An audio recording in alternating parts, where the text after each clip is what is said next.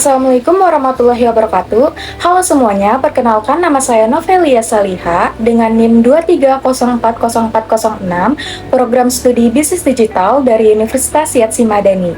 Hari ini saya akan berbagi sedikit materi perihal yang sering kita anggap sepele, tapi sebenarnya jadi penentu sukses atau tidaknya sebuah bisnis, yaitu komunikasi interpersonal. Kita bakal bedah bareng-bareng gimana caranya menguasai active listening, empati, sampai kasih feedback yang baik biar kerjaan kita di organisasi makin efektif. Nah, sebelum masuk lebih jauh, kita samain persepsi dulu ya. Komunikasi interpersonal itu intinya soal gimana kita tukar informasi buat nyamain pemahaman dan gerakin orang lain.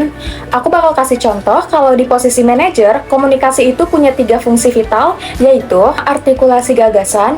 Jadi, manajer itu nggak cuma punya ide di kepala, tapi juga harus bisa ngetranslatein ide itu jadi instruksi yang jelas buat timnya. Terus ada social bonding, kerja itu bukan cuma soal tugas, tapi soal hubungan profesional. Kalau trust atau kepercayaannya dapat, kerjanya enak. Terakhir, adanya conflict resolution. Kalau ada gesekan di kantor, komunikasilah yang jadi alat utama, damainya suasana. Interaksinya punya macem-macem ya. Bisa ngobrol berdua aja, diskusi dari kelompok, sampai kita presentasi di depan orang banyak. Kita lanjut ke slide berikutnya. Pasti dari kalian banyak yang bertanya-tanya, kenapa sih ada orang yang kalau ngomong itu gampang banget dimengerti, tapi ada yang bikin bingung?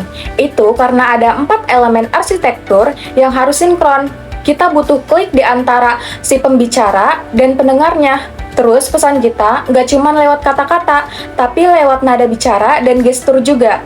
Di zaman sekarang, kita juga harus pinter milih saluran atau channel, mau ngomong langsung atau lewat digital.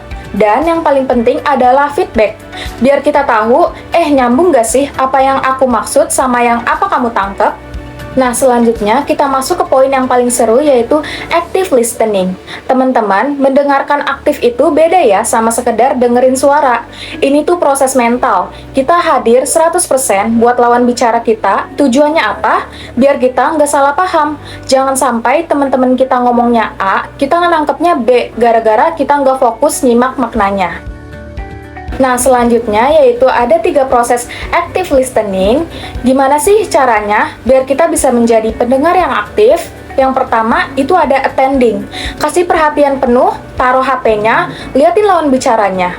2, adanya understanding. Cerna omongan mereka secara objektif, jangan langsung dipotong pakai asumsi kita sendiri. Yang ketiga, adanya responding. Kasih tanda kalau kita dengerin, bisa dengan anggukan atau kasih tanggapan yang nyambung. Selanjutnya, ada dinamika mendengarkan, manfaat, dan hambatannya. Kalau kita bisa dengerin orang lain dengan benar, orang bakal lebih percaya sama kita. Tapi, jujur aja, hambatannya banyak banget. Yang paling sering, ya multitasking. Dengerin orang sambil bales chat. Terus ada juga hambatan psikologisnya, kita udah punya prasangka duluan sama orangnya. Akhirnya, apapun yang diomongin gak bakal masuk ke kita. Lanjut ke empati dalam lingkungan bisnis. Terus soal empati, di kantor, empati itu nggak cuma soal rasa kasihan.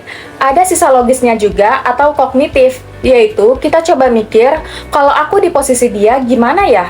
Terus ada sisa afektifnya, kita bisa ngerasain emosi mereka. Intinya, kita pengen kolaborasi yang lebih manusiawi, bukan kayak robot yang cuma tahu targetnya doang. Selanjutnya ada implementasi strategis empati. Praktik simpelnya gini, kita validasi emosi teman kita, meskipun mungkin kita nggak setuju sama pendapatnya, minimal kita hargai perasaannya. Terus bikin suasana yang inklusif, biar semua orang berani ngomong. Dan yang penting, kita harus peka situasi atau kontekstual, tahu kapan harus tegas, dan tahu kapan harus dengerin curhatan mereka. Lanjut, terakhir soal feedback. Ini penting banget buat pertumbuhan.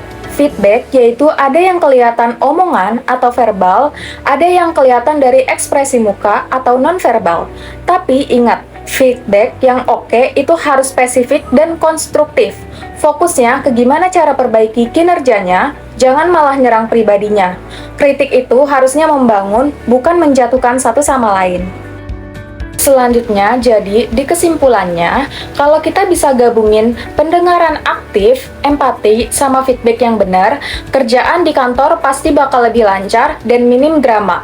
Hubungan antara tim jadi lebih kuat dan tujuan organisasi pasti lebih gampang kecapai secara bareng-bareng. Sekian dari presentasi saya. Kurang lebihnya mohon maaf. Wassalamualaikum warahmatullahi wabarakatuh. Terima kasih.